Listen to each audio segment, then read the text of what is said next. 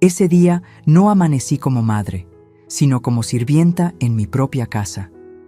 Mi hija me miró de arriba a abajo con esa sonrisa condescendiente que aprendió de su suegra y soltó, como quien pide un favor sin importancia. Mamá, ya que hoy te quedas en casa, podrías encargarte de lavar nuestras cosas. Lo dijo mientras se arreglaba el cabello, antes de salir con la otra mujer rumbo al salón de belleza. Yo me quedé de pie, con el balde en las manos, viendo cómo cerraban la puerta detrás de ellas.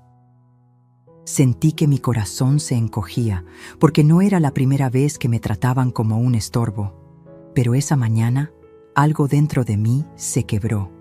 Mientras recogía las sábanas, con ese nudo en la garganta que solo conoce quien se sabe usada, algo extraño se deslizó al suelo. Era un teléfono escondido entre la ropa. Mi instinto me gritó que lo dejara ahí, que no era asunto mío. Pero la curiosidad fue más fuerte. Lo abrí. Y lo que descubrí en esa pantalla no solo me hizo temblar, me cambió la vida para siempre. Nunca supe en qué momento mi voz comenzó a sonar bajito en esta casa. Tal vez fue el año en que me quedé viuda y me mudé con mi hija por unos meses mientras acomodaba mis papeles. O tal vez fue cuando llegó su suegra con sus perfumes caros y su mirada de catálogo y empezó a opinar sobre todo. Cómo debía doblar las toallas, dónde guardar mis tazas, qué decir y sobre todo, qué callar. «No te preocupes, suegrita, aquí la cuidamos», decía ella, como si yo fuera una planta que había que regar de vez en cuando para que no se secara. Mi hija aprendió rápido esa escuela, la de sonreír, y detrás de la sonrisa, esconder el veneno. Aquella mañana, el sol entraba de lado por la ventana y dibujaba en el piso las sombras del tendedero. Yo estaba con las manos húmedas de jabón y el olor a suavizante me recordó a mi madre, que siempre decía que la dignidad también se plancha. Me repetí eso mientras mi hija me asignaba la tarea del día, como si repartiera turnos en una fábrica. «Mamá, ya que hoy te quedas en casa, podrías encargarte de lavar nuestras cosas». Lo dijo suave, musical, pero la música a veces es engaño. Por debajo, la melodía llevaba la letra de una orden. No respondí. A mi edad aprendí que a veces el silencio evita incendios, aunque a veces también los provoca. La vi salir con su suegra rumbo al salón. Escuché sus risas bajando la escalera, la puerta cerrándose, el eco del elevador tragándose su conversación. Me quedé en la cocina, con las tazas alineadas, preguntándome cuándo fue la última vez que ellas me preguntaron cómo me sentía o si necesitaba algo. Yo, que cuando mi hija era chica, vendía gelatinas afuera de la escuela para poder comprarle unos zapatos que no le lastimaran los pies. Yo, que contaba monedas para el gas y me inventaba recetas para que el frijol pareciera fiesta. ¿En qué momento me convertí en la que lava, la que cocina, la que estorba? Me puse a trabajar. Separé las sábanas, las camisetas, la ropa interior que aún olía a su perfume floral y respiré hondo para que la tristeza no se me subiera a los ojos. Fue entonces cuando escuché un golpe leve, un toc seco contra el piso. Miré hacia abajo y vi el teléfono, negro, con una mica agrietada en la esquina. No era el mío, claro. Yo todavía uso uno con letras grandes, de esos que te permiten leer sin lentes si estiras un poco el brazo. Este era más nuevo, más pesado, y tenía una funda con brillo que a mi hija le encantaba.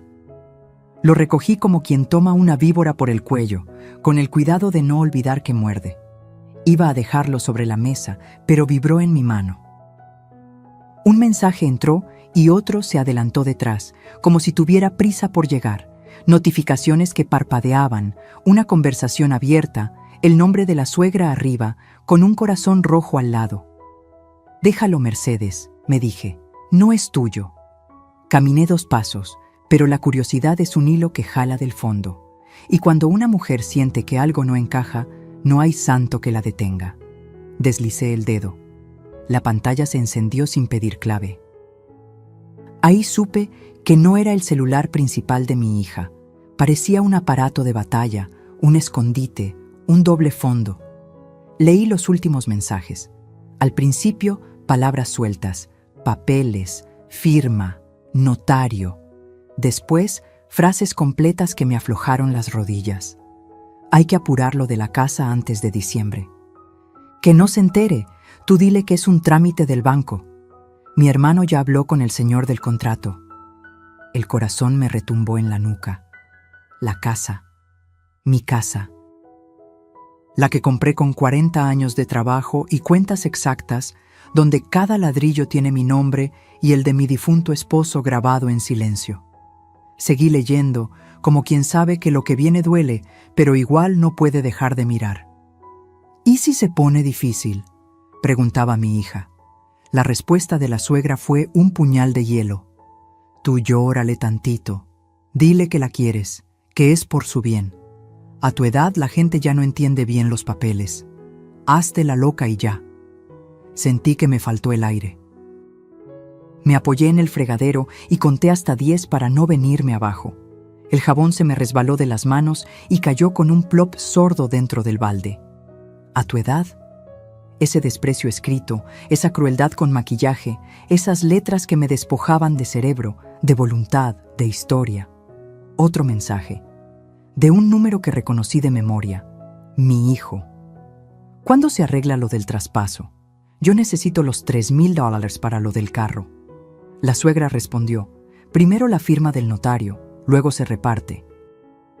Ya dijimos $3,000 para ti, $2,500 para el salón y los arreglos, $1,200 para lo de la mudanza, lo demás para los trámites, lo demás.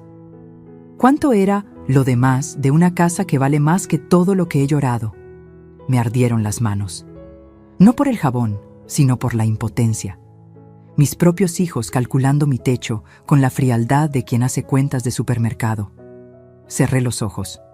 Escuché mi respiración. No llores, Mercedes, me ordené. No frente a nadie, ni siquiera frente al jabón. Abrí el cajón donde guardo los guantes de hule. Los puse con una calma que no sentía. Mi abuela decía que cuando una mujer está por cruzar una tormenta, primero se peina. Yo, en cambio, me puse los guantes. Era mi manera de sujetar el temblor. Entonces vi la fotografía en el chat. Mi sala, mi sillón de flores, la repisa con los marcos dorados. Y un comentario. Hay que cambiar ese gusto antiguo. Cuando sea nuestra, tiramos todo. Nuestra. La palabra me chocó como puerta en la cara. Entendí en un segundo que la sonrisa de mi hija cada mañana venía afinada con el mismo diapasón que su suegra. Un sonido dulce, una nota exacta para someter. La sonrisa que escondía un veneno. Dejé el teléfono boca abajo sobre la mesa. El silencio se volvió redondo, casi pesado. En ese vacío escuché mi propia voz, la de antes, la que no pedía permiso para existir. No voy a permitirlo, dije bajito. Y aunque todavía no sabía cómo ni con quién, supe que la mujer que entró a esta cocina como sirvienta no iba a salir igual. Alguien acababa de despertar en mí, alguien que no se deja torear con perfumes ni caritas, alguien que aprendió a sobrevivir contando monedas y ahora iba a contar otra cosa. Los días que faltaban para que la dignidad regresara a mi casa. Dicen que las sábanas guardan los sueños de quienes duermen en ellas. Yo, en cambio, descubrí que también pueden ocultar pesadillas. Aquel día, mientras recogía los pliegues húmedos de la ropa, me sorprendió lo pesadas que estaban. No hablo del algodón ni del jabón. Hablo del peso invisible de los secretos que se esconden en los dobleces de una familia. Y yo estaba a punto de levantar el más terrible de todos. Me incliné para sacudir una funda de almohada cuando sentí algo duro, algo que no pertenecía ahí. Metí la mano entre la tela y tropecé con un rectángulo frío, el teléfono que ya había visto caer, ese aparato que parecía esperar el momento exacto para revelarse. Lo tomé, lo puse encima del montón y por un instante traté de convencerme de que no debía abrirlo otra vez. Pero el silencio de la casa era tan grande que parecía invitarme. Hazlo, descubre lo que se oculta entre nosotros. El reloj de pared marcaba las 11 y cada campanada me retumbaba en los huesos. Me senté en la cama, con las sábanas aún arrugadas, y volví a deslizar el dedo sobre la pantalla. Esta vez no fue un mensaje lo que me recibió, sino una galería de fotos. Mi sala, mi cocina, mi cuarto, todos retratados como si fueran escenarios listos para ser demolidos. En una de las imágenes, la suegra posaba de pie junto a mi alacena, señalando con el dedo un rincón donde yo guardo las cazuelas de barro. El texto debajo decía: «Aquí podemos poner el refrigerador nuevo. Lo viejo se tira». Lo viejo. Esa palabra me arañó el pecho, porque no hablaban solo de los trastes, hablaban de mí. Deslicé la pantalla y apareció un video. Mi hija, mi propia sangre, sentada frente a un escritorio con papeles. La escuché decir: «Si firmamos esto antes de diciembre, todo quedará a nuestro nombre. Mi mamá no se va a dar cuenta, piensa que solo es una autorización para el banco». El notario, invisible pero presente por su voz, respondió: «Con su firma basta. Ella es la dueña legítima, pero a su edad no cuestiona mucho. Usted guíela». Sentí que la cama me tragaba. No eran imaginaciones mías, era un plan estructurado, con cómplices, con pasos definidos. Y yo era la última en enterarme. El teléfono vibró de nuevo. Otro mensaje entró: «No olvides que la señora está sola. Su esposo ya no está para defenderla. Es más fácil así». Cerré los ojos.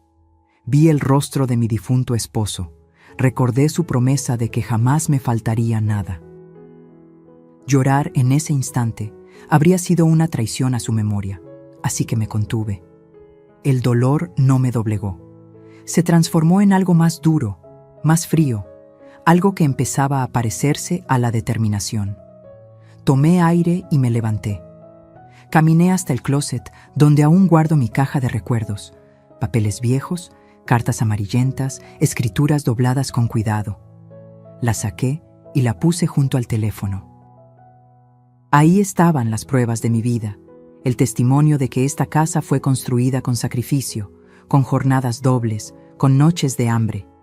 Esa caja no tenía pantallas, pero contenía más verdad que cualquier celular escondido. Entendí en ese instante que el enemigo no solo estaba dentro de mi familia, también estaba dentro de estas paredes, disfrazado de confianza. El resto del día lo pasé como un fantasma.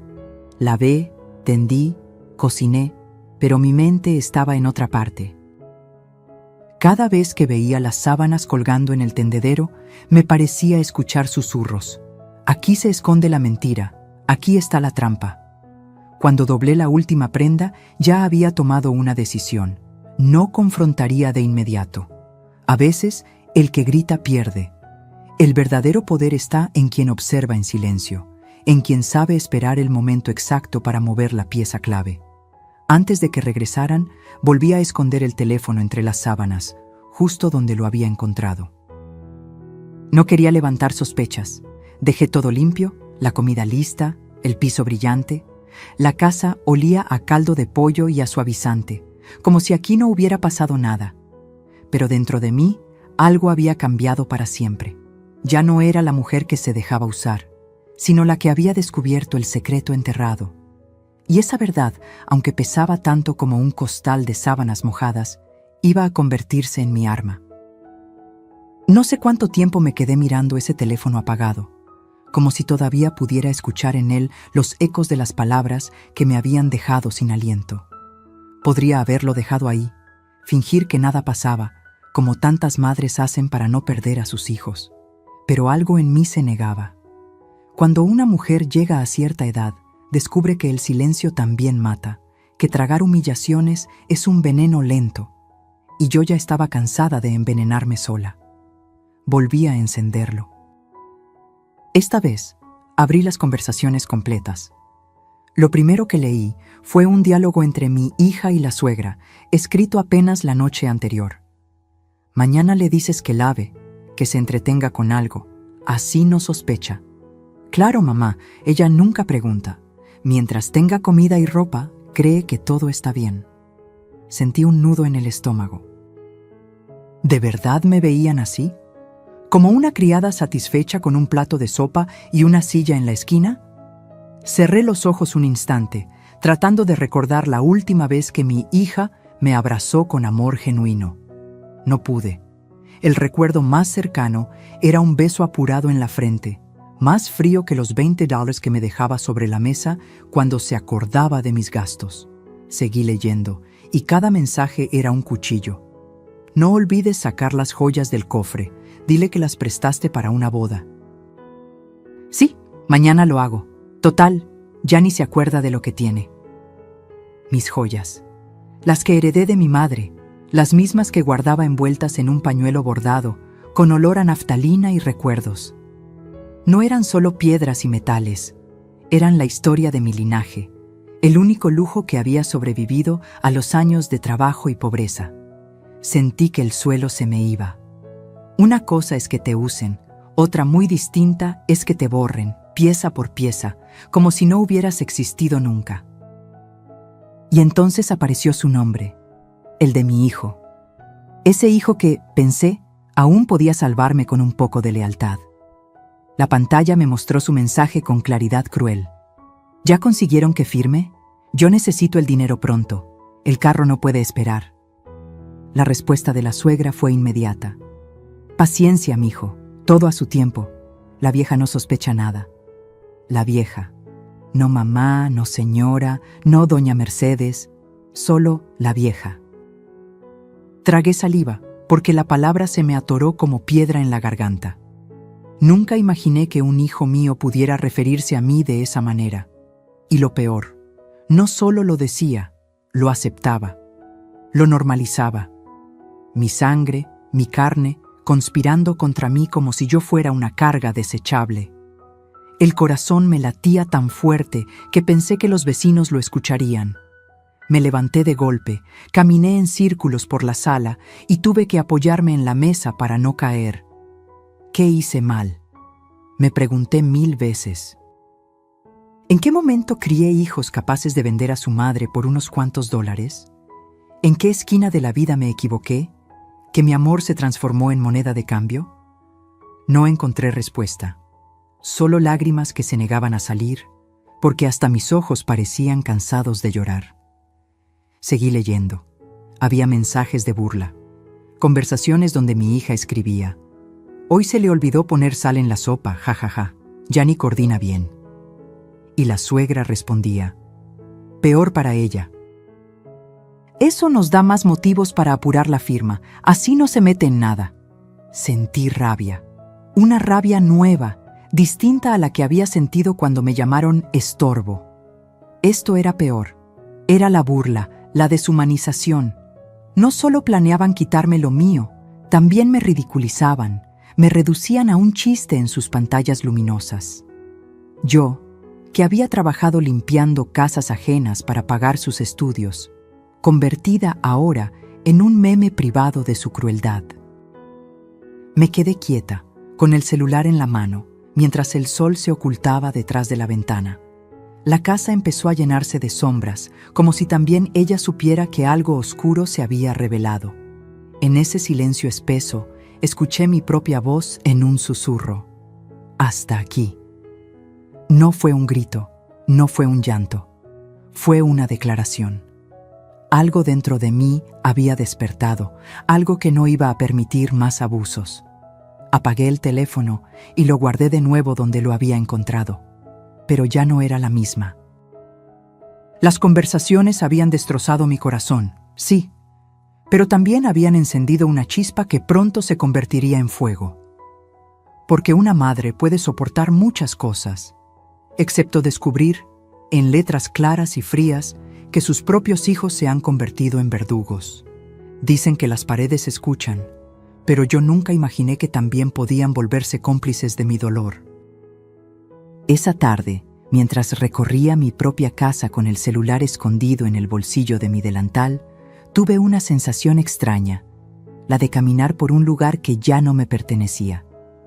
Cada cuadro en la pared, cada maceta en la ventana, cada mueble que había elegido junto a mi esposo, parecía marcado con una etiqueta invisible que decía: próximamente en venta.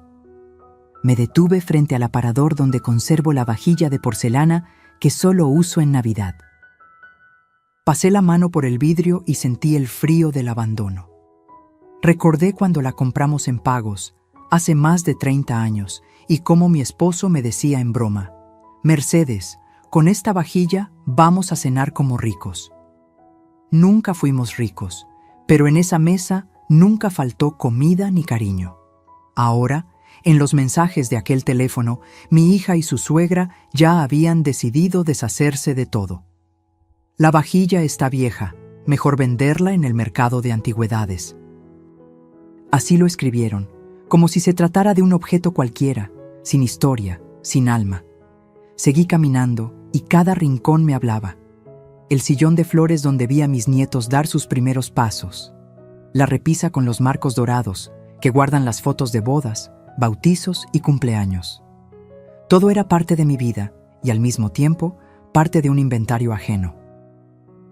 Porque en las conversaciones que había leído ya no se hablaba de mi casa. Se hablaba de su casa, de lo que iban a modernizar, de lo que iban a tirar para que quedara bonita. Y yo, ¿dónde quedaba yo en esa remodelación de sus sueños? Subí las escaleras despacio, como si cargara una losa. En cada peldaño, un recuerdo. Las carreras de mis hijos cuando eran niños, los tropiezos, las risas. Ahora esas mismas escaleras eran escenario de un plan frío y calculado para arrancarme lo que más había cuidado. Llegué al cuarto principal y abrí el closet. Ahí estaba la caja de papeles, escrituras, recibos, comprobantes. Mis manos temblaban al tocarla. Era como sostener el último bastión de mi dignidad. Pero al mismo tiempo me invadió el miedo. ¿Y si ya habían logrado avanzar trámites a mis espaldas? ¿Y si mi firma estaba falsificada en algún papel que aún no había visto? Me senté en la cama y abrí la caja. Ahí estaba la escritura original, con mi nombre y el de mi esposo, fechada hace más de 20 años.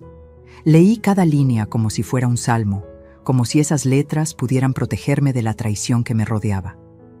Pero la tranquilidad duró poco. Porque en el celular, entre las capturas de pantalla, había un documento que decía claramente «Cesión de derechos de propiedad», y en el espacio de la firma, un garabato parecido al mío. Un trazo torcido, pero suficiente para engañar a cualquiera. Sentí un escalofrío. Ya no solo era un plan, era una acción en marcha. Me levanté de golpe y recorrí el cuarto como un animal enjaulado. ¿Cómo pudieron? Me repetía una y otra vez. ¿Cómo pudieron tomar mi firma, mi nombre, mi historia y usarlo en mi contra? Las lágrimas esta vez no se contuvieron.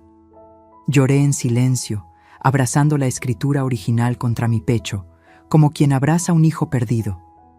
La casa olía a mi perfume de lavanda, a la madera vieja de los muebles, a los recuerdos que no caben en dólares ni en escrituras falsas.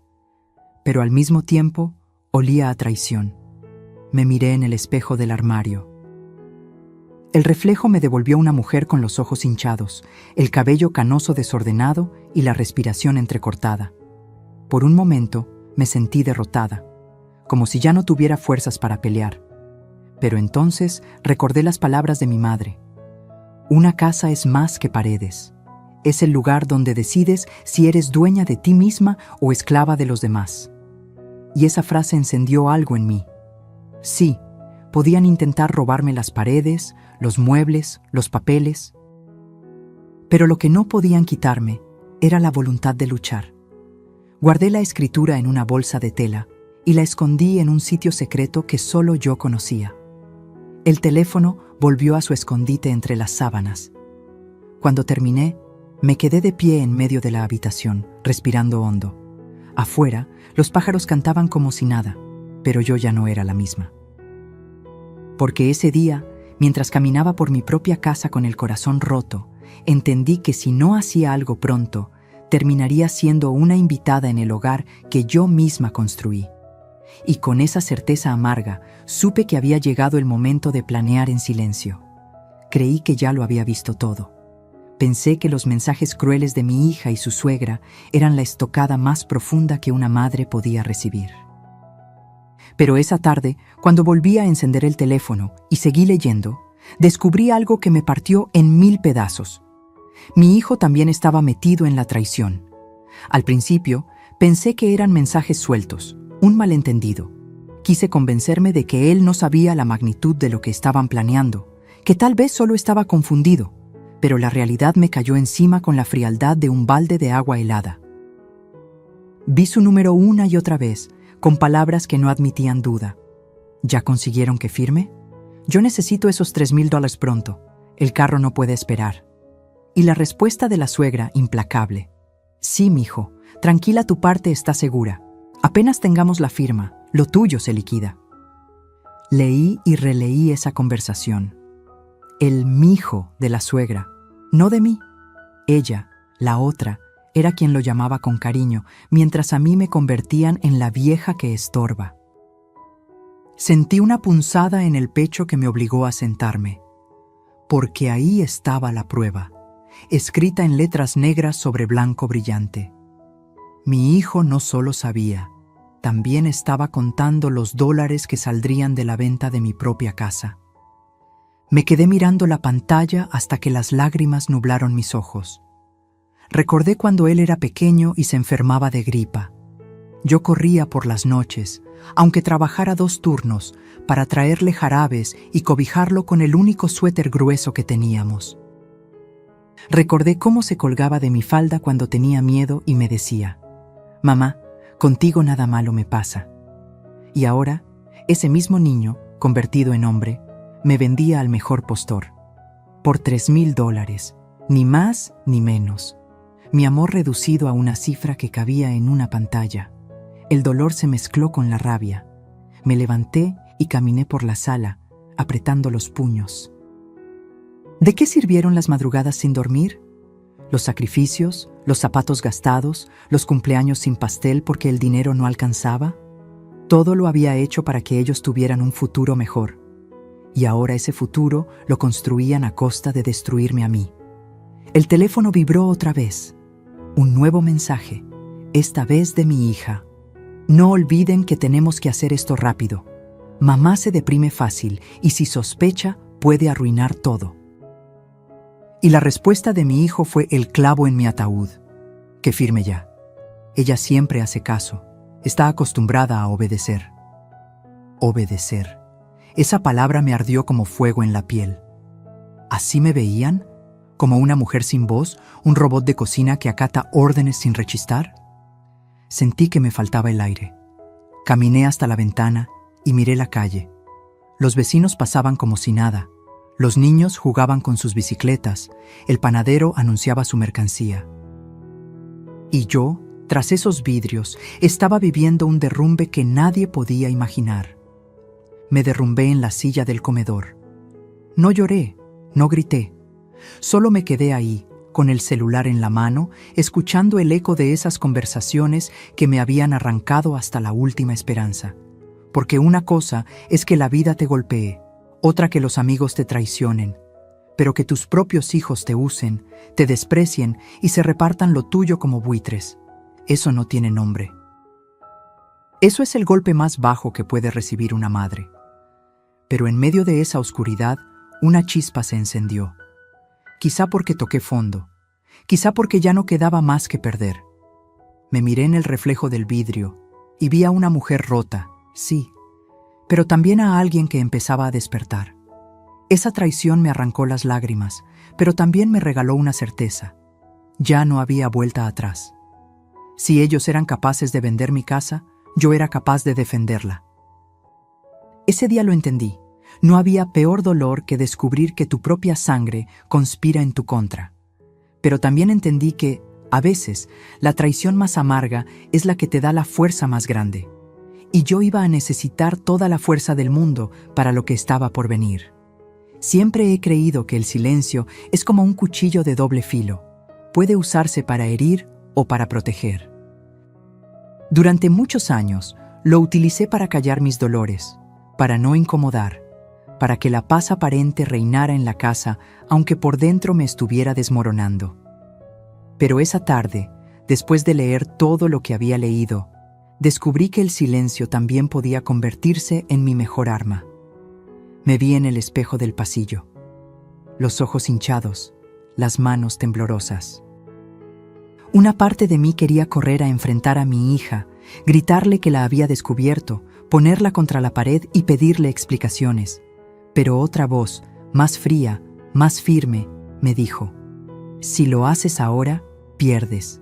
Ellos tienen ventaja, ellos creen que controlan el juego. Tú guarda silencio y observa.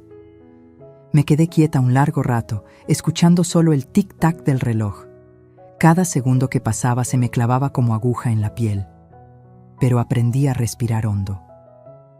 Cerré los ojos y recordé cuando era niña y mi padre me enseñaba a jugar ajedrez. Él siempre decía: el que se desespera, pierde.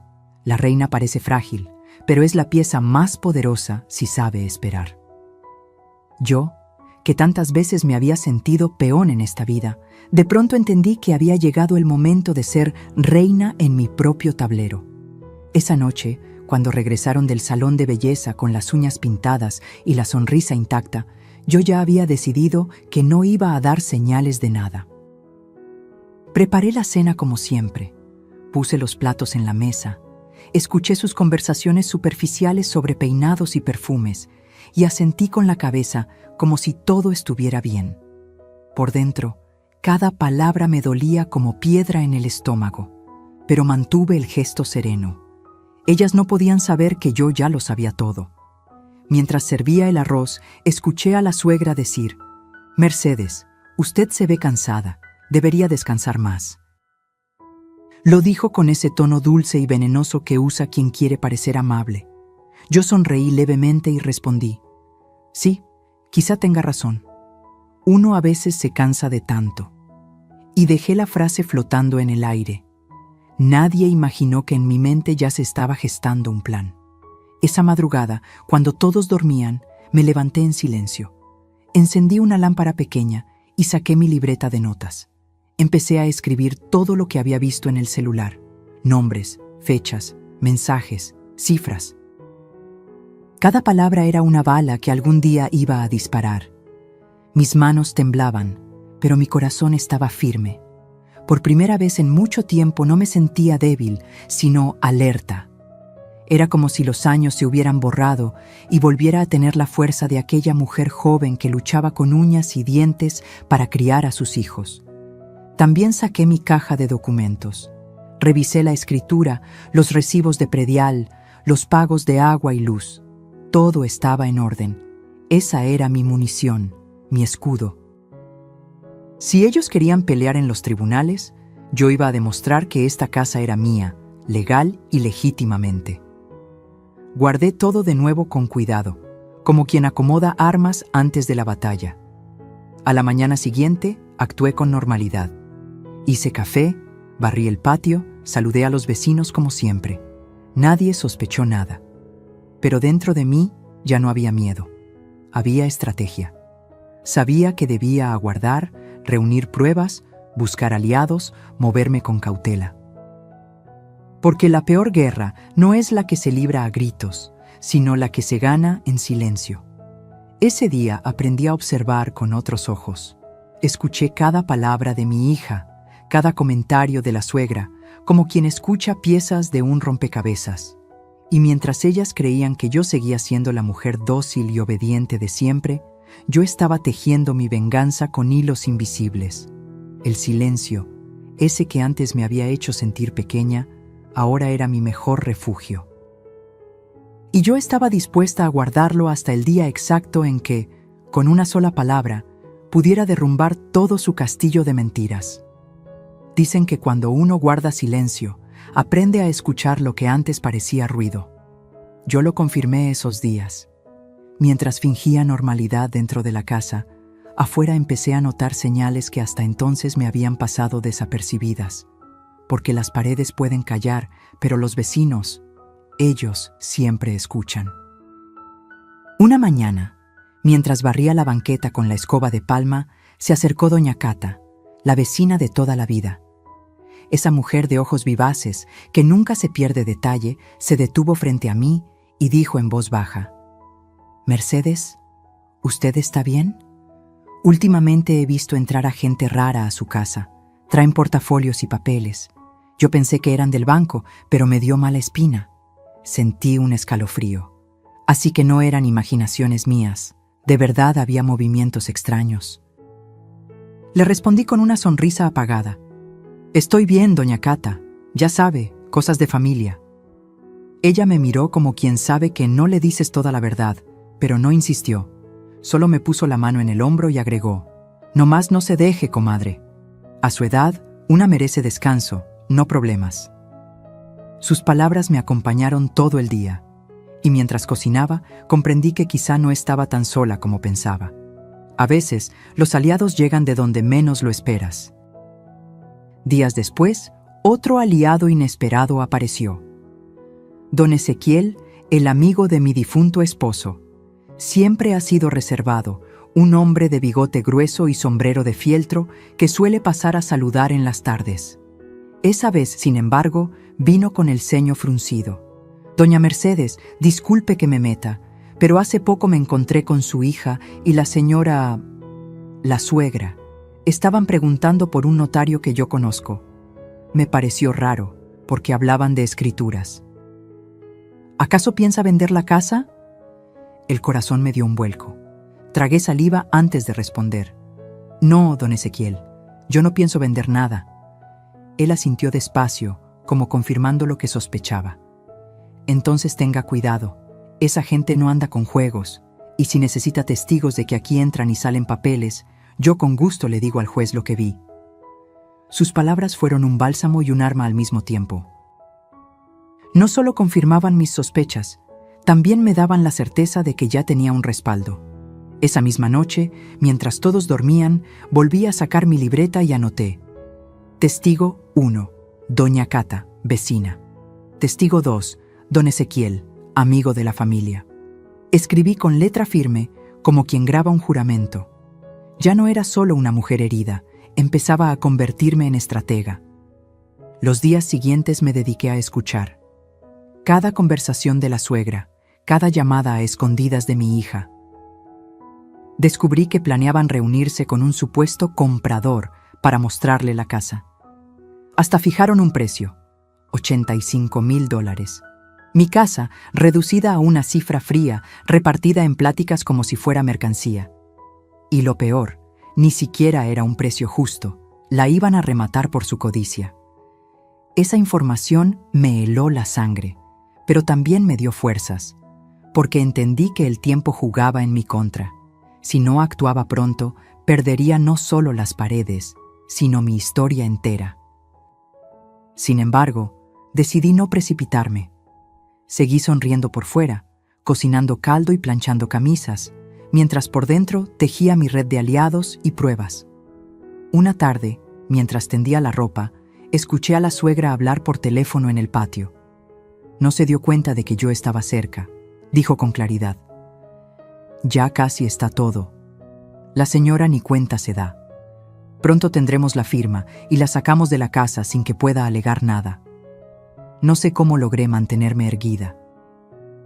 Seguí colgando ropa como si nada, pero por dentro sentí que esa frase era la confirmación que necesitaba.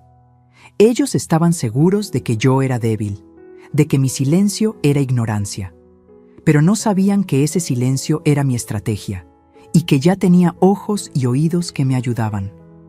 Cuando cayó la noche, miré al cielo desde el patio. Las estrellas brillaban indiferentes, como siempre, pero yo ya no era la misma. Ahora tenía la certeza de que no estaba sola. Las paredes, los vecinos, los amigos viejos, todos estaban de mi lado. Y con cada día que pasaba, mi plan tomaba más fuerza, porque a veces los aliados más poderosos no son los que tienen dinero o influencia, sino los que, en silencio, ven la verdad y están dispuestos a decirla cuando llegue el momento justo. Nunca olvidaré ese domingo. El olor a guiso llenaba la casa, El reloj marcaba casi la hora de la comida y yo había puesto todo mi empeño en preparar la mesa. Hice caldo de pollo, arroz rojo y un pastel de chocolate para los nietos. Me esmeré como siempre, porque aunque el corazón estuviera hecho trizas, mi instinto de madre y abuela seguía intacto. Puse los platos, los cubiertos, acomodé las servilletas dobladas en triángulo, como me enseñó mi madre. Cuando todo estuvo listo, llamé a la familia. «Vengan a la mesa, ya está la comida». Lo dije con alegría forzada, esperando al menos una sonrisa, un gesto de gratitud. Pero lo que recibí fue el golpe más humillante. Mi hija bajó las escaleras con la suegra detrás y al ver la mesa frunció los labios. «¿Otra vez sopa, mamá? Ya le dijimos que a los niños no les gusta». La suegra se sentó en la cabecera y agregó con su tono venenoso disfrazado de amabilidad: «Ay, Mercedes, usted debería descansar. Mejor deje que alguien más cocine. Usted ya hizo bastante en la vida. Ahora su lugar está en la cocina. Pero para cosas sencillas, no para estas complicaciones». Me quedé helada. ¿Mi lugar estaba en la cocina? Como si fuera un mueble, como si no tuviera derecho a sentarme con ellos. Intenté responder con calma. Yo solo quise preparar algo rico para todos. Pero mi hija, con esa sonrisa que ya conocía, dijo mientras se servía: «Mamá, entiende, cuando cocinas te tardas demasiado. Y además, a veces se te olvidan cosas. Mejor deja que nosotras nos encarguemos». Lo dijo frente a mis nietos, frente a todos. Sentí cómo la sangre me subía al rostro. No era solo una corrección, era una humillación pública. Los niños me miraron con esa mezcla de inocencia y confusión que tienen los pequeños cuando no entienden por qué los adultos son crueles. Yo, en silencio, me acerqué a la mesa. Busqué sentarme en una de las sillas, pero la suegra, sin mirarme, colocó su bolso sobre el asiento vacío. «Ay, perdón, aquí puse mis cosas. Mejor siéntese en la cocina, Mercedes. Así está más cómoda». Ese fue el momento en que sentí que mi dignidad se derrumbaba. No lloré, no grité. Solo caminé hacia la cocina, me senté en una silla de madera junto al fogón y escuché las risas y las conversaciones desde lejos. Mi sopa, mi arroz, mi pastel, todo en su mesa, mientras yo quedaba apartada como una extraña en mi propio hogar. Cada palabra que llegaba hasta la cocina era una espina. La casa necesita cambios. Este comedor está muy pasado de moda. Cuando ya sea nuestra, la vamos a remodelar toda. La frase final me atravesó el alma. ¿Cuando ya sea nuestra? Ahí, con las manos apretadas sobre las rodillas y los ojos fijos en la estufa apagada, entendí que esa era la gota que rebalsaba el vaso. Ya no podía seguir soportando. Ya no podía seguir siendo invisible. Porque una cosa es callar por amor y otra muy distinta es permitir que te arranquen la dignidad frente a los tuyos. Cuando terminaron de comer, me acerqué a la mesa. Con voz tranquila, recogí los platos y dije: «Espero que les haya gustado». Nadie respondió, ni un gracias, solo risas, solo planes sobre cómo cambiar la sala, cómo vender lo viejo. Esa noche, en mi cuarto, me miré al espejo y juré que nunca más volvería a permitir una humillación así. No era una anciana inútil, era una mujer que había levantado esa casa ladrillo por ladrillo. Y si ellos pensaban que podían borrarme con un papel falso y una sonrisa fingida, estaban muy equivocados. Esa humillación, esa exclusión brutal en mi propia mesa, fue el último empujón que necesitaba. Porque a veces, para que una mujer despierte, no basta con la traición escondida, hace falta que la empujen al vacío. Y yo ya había caído. Ahora solo me quedaba levantarme. Esa noche no dormí. Me acosté en la cama, con los ojos abiertos, mirando el techo como si en las grietas pudiera leer el futuro. Cada palabra de humillación, cada burla en los mensajes, cada gesto de desprecio, me retumbaba en la cabeza como campanas rotas. Pero lo que más me dolía no era la crueldad de mi hija ni la codicia de la suegra, era la traición de mi propio hijo. Esa herida no sanaría jamás. Sin embargo, Mientras la oscuridad me envolvía, sentí algo nuevo. Calma. Una calma rara, fría, como la que llega antes de una tormenta. Ya no tenía miedo. Ya no lloraba. Había entendido que no podía seguir esperando milagros. La justicia no llegaría sola. Tenía que construirla con mis propias manos. Al amanecer, me levanté despacio, como quien lleva siglos planeando ese instante. Guardé la escritura original en una bolsa de tela, junto con todos los recibos, facturas y pruebas de pago. Revisé cada papel con el cuidado de una cirujana, porque sabía que esa sería mi armadura. Después, saqué la libreta donde había anotado todo lo descubierto: mensajes, nombres, montos. Aquella libreta era mi daga escondida. El siguiente paso fue más doloroso. Entré a mi cuarto y observé los retratos familiares. La boda, los cumpleaños, las primeras comuniones. Los bajé uno por uno. No podía permitir que los compradores o mis propios hijos se burlaran también de esas memorias. Guardé las fotos en una caja y la escondí en un rincón donde nadie pensaría buscar. No lloré. Ya no me quedaban lágrimas, solo determinación. Luego me puse a preparar la casa, pero no para ellos. Cociné un poco de frijoles, limpié la mesa, dejé la cocina impecable. Quería que todo pareciera normal, porque el teatro debía continuar hasta el último acto. Cuando salí al patio, vi a los pájaros revoloteando sobre el árbol de bugambilia. Respiré hondo y pensé, es hoy. Tomé una hoja blanca y un marcador grueso. Con mano firme escribí, las cuentas se cierran, y mi paciencia también. Pegarlas en la puerta principal fue como firmar mi renuncia a la obediencia, a la sumisión, al silencio. Era mi grito escrito, mi advertencia final. Antes de salir, me aseguré de cerrar con llave todas las habitaciones importantes. Guardé los documentos en mi bolso, me puse un rebozo oscuro y caminé hasta la calle sin voltear atrás. El aire fresco de la mañana me acarició la cara y sentí que, después de tanto tiempo, podía respirar libre. Mientras avanzaba, mis pasos resonaban fuertes sobre el pavimento. No tenía un destino claro, pero sabía que debía alejarme antes de que ellos regresaran. Mi corazón latía rápido, no de miedo, sino de fuerza, porque cada metro que me alejaba de esa casa era un metro ganado para mi dignidad. Me detuve en la esquina y miré hacia atrás. La bugambilia parecía despedirse de mí con sus flores moradas y en la puerta brillaba el papel con mi mensaje. Imaginé el momento en que mi hija, la suegra y mi hijo llegarían juntos, cargados de bolsas, risas y planes, y se toparían con la casa vacía, con la nota pegada como un cuchillo en la madera. Sentí una sonrisa crecer en mi rostro, una sonrisa distinta, no de sumisión, sino de victoria silenciosa. Caminé hasta la parada del autobús. La gente subía y bajaba como cualquier día.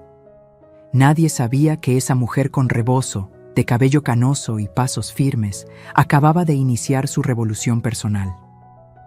Nadie imaginaba que dentro de ese bolso llevaba la prueba de toda una vida, la llave para recuperar no solo mi casa, sino mi respeto. En ese momento lo entendí. Mi paciencia había llegado a su límite, sí, pero mi fortaleza apenas estaba comenzando. Me escondí en la esquina de la calle, detrás del puesto de periódicos, con el rebozo cubriéndome la cabeza. No era cobardía, era estrategia. Quería ver con mis propios ojos el momento en que ellos regresaran y se enfrentaran a la verdad. Mis manos sudaban dentro del bolso donde guardaba los papeles y mi libreta, pero mi corazón latía con un ritmo distinto. Ya no era miedo, era una calma llena de poder. El reloj marcaba las 6 de la tarde cuando vi el auto estacionarse frente a la casa. Bajaron mi hija, la suegra y mi hijo, cargados de bolsas, con esa risa ruidosa que siempre traen después de gastar dinero que no tienen. La suegra fue la primera en notar que algo estaba raro. La puerta estaba cerrada con llave. ¿Por qué está así, si dejamos todo abierto?, dijo, frunciendo el ceño. Mi hija buscó en su bolso, sacó las llaves y trató de abrir, pero la cerradura no cedió. Yo sabía por qué. La había cambiado en la mañana, antes de salir. Vi cómo la frustración se apoderaba de su rostro. Esto no puede ser. ¿Qué hizo mi mamá? Entonces mi hijo se adelantó, empujó la puerta con fuerza, como si con su cuerpo pudiera obligar a la madera a obedecerle. Nada. La casa resistía. Fue en ese instante que la suegra notó el papel blanco pegado con cinta. Lo arrancó de un tirón y lo leyó en voz alta. Las cuentas se cierran, y mi paciencia también. El silencio que siguió fue más fuerte que cualquier grito. Vi cómo mi hija se quedó helada, con los labios entreabiertos. Mi hijo soltó una maldición y pateó la puerta. La suegra apretó el papel en su mano hasta arrugarlo, sus ojos brillaban de rabia. «Maldita vieja astuta, nos descubrió», escupió con veneno. Mi hija se llevó las manos a la cabeza. «No puede ser. ¿Dónde está? ¿A dónde se fue? ¿Qué vamos a hacer ahora?» Yo, desde mi escondite, observaba la escena como si mirara una obra de teatro. Era extraño. Durante meses me sentí pequeña, insignificante, una sombra en mi propia casa. Y ahora, al verlos desesperados, comprendí que el poder había cambiado de manos. Ellos eran los vulnerables, no yo. Mi hijo revisaba con el celular en la mano, llamando una y otra vez. El tono de llamada sonaba, pero yo lo tenía apagado y guardado lejos. La suegra gritaba órdenes. «¡Búscala! ¡No puede estar lejos! Seguro se llevó algo, seguro tiene los papeles». La desesperación los delataba. No estaban preocupados por mí, por mi bienestar. No. Lo único que les importaba eran los papeles, los dólares, la casa. Eso me confirmó lo que ya sabía. Su amor no existía. Era solo un disfraz que se había roto al primer empujón. En ese instante sentí algo que no había sentido en mucho tiempo: satisfacción. Como cuando después de años de abusos, por fin puedes decirte a ti misma: no me vencieron. Los vi caminar de un lado a otro, llamar a vecinos, tocar puertas, preguntar si me habían visto. Nadie supo responder. Doña Cata salió con su mandil y les dijo: «No sé dónde está doña Mercedes, pero sí la vi salir temprano con una bolsa y muy segura de sí misma». Su voz tenía un matiz de complicidad. Yo, desde lejos, agradecí en silencio. Finalmente, después de casi una hora de gritos y discusiones, se rindieron. La suegra, roja de coraje, arrugó el papel con mi mensaje y lo aventó al suelo. «Esto no se va a quedar así. Si ella piensa que ganó, está equivocada». Mi hija lloraba, repitiendo: «¿Qué vamos a hacer sin la firma? ¿Qué vamos a hacer?». Mi hijo, furioso, golpeó el cofre del carro y dijo: «Se fregó todo. Sin eso no hay dinero, no hay carro, no hay nada». Yo, con el corazón latiendo fuerte, di media vuelta y caminé despacio hacia la parada del autobús. Nadie me vio. Nadie sospechó que estuve ahí, presenciando cada gesto, cada palabra. Ese día confirmé que a veces la mejor victoria no es gritar ni golpear, sino dejar que tus enemigos se derrumben solos frente a la evidencia de que ya no tienen el control. Y yo lo había recuperado todo: mi silencio, mi estrategia, mi dignidad. Siempre dicen que la justicia tarda, pero llega. Yo aprendí que, a veces, hay que ayudarla a encontrar el camino. Después de dejar mi casa vacía y observar la desesperación de quienes me querían ver destruida, supe que era el momento de dar el siguiente paso. No bastaba con huir. Había que cerrar la herida con un golpe certero. Fui directamente a la notaría, donde aún conservaban copia de mis escrituras. El notario, un hombre serio de cabello plateado, me reconoció de inmediato. «Doña Mercedes, qué sorpresa». «¿A qué debo su visita?». Saqué la bolsa con mis documentos y los coloqué sobre su escritorio. «Vengo a proteger lo que es mío. He descubierto que alguien está intentando falsificar mi firma y apropiarse de mi casa». El hombre arqueó las cejas, sorprendido. Revisó mis papeles uno por uno. Después sacó una carpeta y me mostró un documento reciente. Ahí estaba, un supuesto traspaso de derechos, con una firma que pretendía ser la mía. Esto lo trajeron hace poco, doña Mercedes. Pero se veía extraño. Nunca lo registramos como válido porque no cumplía con los requisitos completos. Yo sospechaba algo raro. Sentí un alivio recorrerme el cuerpo. La falsificación existía, pero aún no habían consumado el robo. Tenía tiempo y, sobre todo, tenía pruebas. Necesito que me ayude, licenciado. No solo quiero que esto quede claro, quiero que quede registrado que esta casa es intocable, que nadie puede mover un ladrillo sin mi consentimiento. Él asintió y comenzó a redactar un acta. Me explicó cada punto, que la escritura estaba a mi nombre, que ninguna cesión era válida sin mi autorización personal y que, además, podíamos levantar una denuncia por intento de fraude. Escucharlo fue como beber agua fresca después de caminar por el desierto. Al salir de la notaría, con los documentos sellados y firmados en mi bolso, sentí que mis pasos eran más firmes. Esa hoja de papel con tinta azul no era solo un trámite, era mi escudo, mi grito escrito con legalidad. Era la prueba de que mi vida entera no podía borrarse con una mentira. Los días siguientes fueron un torbellino. Recibí llamadas de mi hija, de mi hijo, incluso de la suegra. No contesté ninguna. Sabía que su desesperación crecía. Finalmente, se presentaron en la notaría, exigiendo que se reconociera su traspaso. El notario, con toda la calma del mundo, les mostró el acta que había firmado conmigo. Me contaron después que la rabia de la suegra fue tal que salió gritando del lugar como fiera herida. Yo no estuve ahí para presenciarlo. No quería perder un segundo más en sus caras. Preferí esperar el informe oficial en casa de una amiga, donde me refugié esos días. Cuando por fin tuve la copia en mis manos, confirmé que ya no podían tocar nada.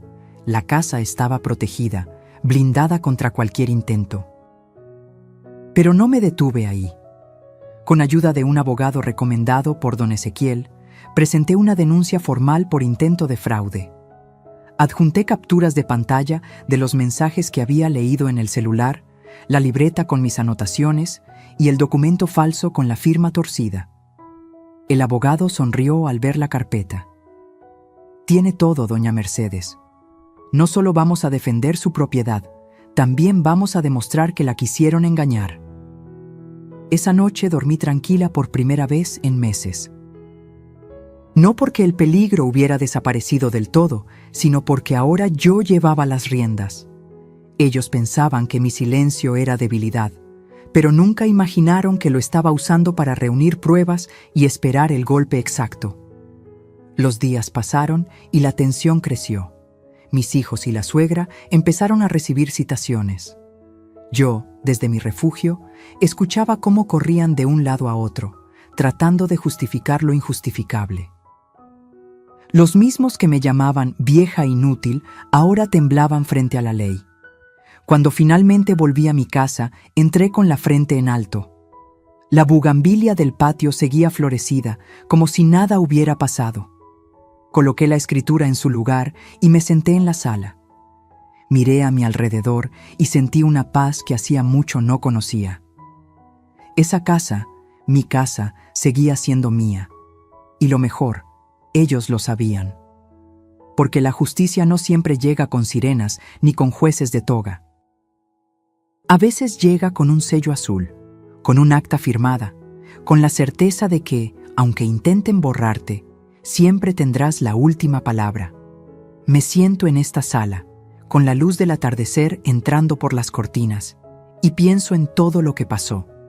Miro las paredes, los muebles, las fotos que volví a colocar en su sitio. Todo parece igual, pero nada lo es. Yo tampoco soy la misma.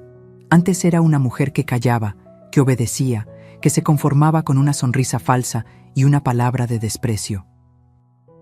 Hoy, en cambio, sé que mi silencio ya no será sumisión, sino elección. Mis hijos no me visitan. La suegra tampoco se ha atrevido a pisar esta casa desde el día en que recibieron la citación del juez. A veces escucho rumores de que andan enredados con abogados, tratando de limpiar su nombre. Yo no guardo rencor, pero tampoco olvido. Porque el olvido es un lujo que no puedo darme. Si olvido, corro el riesgo de volver a caer en las mismas trampas. Hubo noches en que lloré, preguntándome en qué momento mis propios hijos se convirtieron en verdugos. ¿Fue mi exceso de amor lo que los malacostumbró? ¿Fue mi silencio lo que los hizo creer que podían pisotearme? Nunca tendré esas respuestas. Lo único cierto es que el veneno que corría por sus venas no nació de mí, sino de sus propias decisiones. Y yo, por primera vez, entendí que no todo lo que viene de la sangre merece ser llamado familia. Hoy, cuando me encuentro con doña Cata en la banqueta, me sonríe y me dice: «Comadre, qué bueno verla tranquila. Usted se ve más fuerte que nunca». Y yo le respondo con una frase que ahora repito como mantra: «No hay fuerza más grande que la de una madre cuando deja de callar». Aprendí que la dignidad no se negocia, que ninguna casa, ningún dólar, ninguna herencia vale más que la paz interior de saber que uno se defendió a tiempo. Si yo hubiera seguido callando, hoy sería una extraña expulsada de su propio hogar. Pero tuve el valor de poner un límite, aunque doliera, aunque significara perder la ilusión de tener a mis hijos cerca. A veces pienso en ellos. Me duele saber que eligieron la codicia sobre el amor, que vendieron su lealtad por $3,000 y un carro viejo. Me duele, sí, pero también me libera, porque entendí que yo ya no puedo cargar con las decisiones ajenas. Cada quien escribe su historia, y la mía ya no la escribirán con mentiras ni con firmas falsificadas.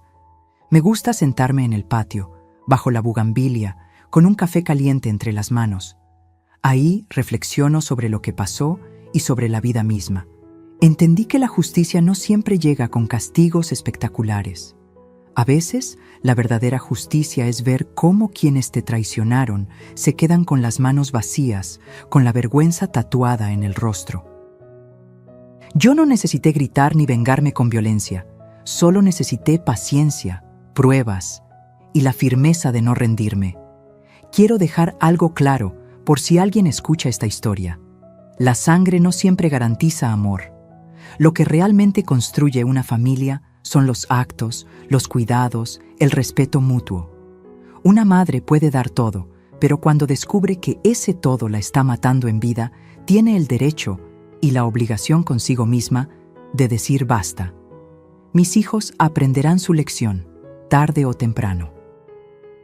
Tal vez con la ley encima, tal vez con el peso de su propia conciencia. Porque la vida siempre cobra, y no hay deuda más cara que la traición a una madre. Yo no necesito castigarlos. El castigo ya lo llevan dentro. Saben que me perdieron, que su codicia les arrebató lo más valioso que tenían. Yo, en cambio, gané algo que no tiene precio. Recuperé mi voz, y mientras me quede un aliento de vida, esa voz no volverá a callar. Porque una madre que se levanta después de ser traicionada ya no es una víctima, es una guerrera. Y yo, Mercedes, a mis más de 60 años, finalmente aprendí a hacerlo.